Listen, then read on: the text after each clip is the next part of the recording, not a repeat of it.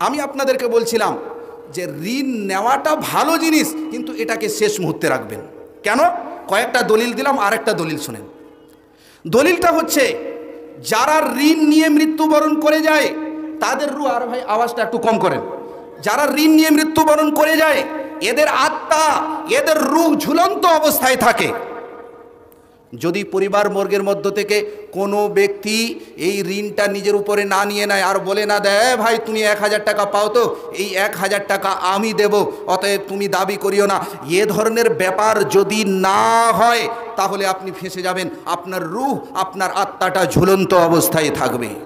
অতএব আপনাদেরকে ঋণটা শেষ মুহূর্তে নিতে হবে। আরেকটা দলিল দিচ্ছি।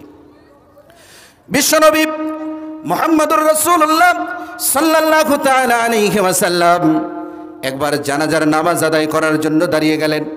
সাহাবা একরামরা উপস্থিত হয়ে গেছেন, কিছুক্ষণের মধ্যেই জানাজার নামাজ হবে। এমত অবস্থায় বিশ্বনবী বললেন, ও সাহাবা একরামরা, এর উপরে কার্জ রয়েছে, দিন রয়েছে, ধার রয়েছে কি? সাহাবা একরামরা বললেন, দিনার আনি, 2 দিনার এর উপরে ধার রয়েছে। বিশ্বনবী বললেন, ও সাহাবা একরামরা, তোমরা একটা কাজ করো, সাল্লু আলা সাহিবিকুম, আমি জানাজার নামাজ আদায় করব না, তোমরা তোমাদের ভাইয়ের জানাজার নামাজ তোমরা নিজেরাই আদায় করে নাও। এই কথা বলার পরে ওই মাহফিলের মধ্যে একজন ছিলেন, যে লোকটার নাম ছিল আবু কাতাদা।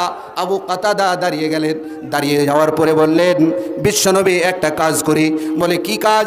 বিশ্বনবী, এই যে এর উপরে 2 দিনার কার্য রয়েছে, ধার রয়েছে, এই ধারটা আমি আবু কাতাদা চুকিয়ে দেব, এই ধারটা আমি পরিশোধ করে দেব। অতএব বিশ্বনবী আপনি জানাজার নামাজ আদায় করেন। এরপরে বিশ্বনবী জানাজার নামাজ আদায় করলেন। তার মানে কি লোকেদেরকে বলতে চাইলেন, হে পৃথিবীর লোক সকল, তোমরা ঋণ নিবে, কিন্তু ঋণ নেওয়াটাকে শেষ মুহূর্তে রাখবে।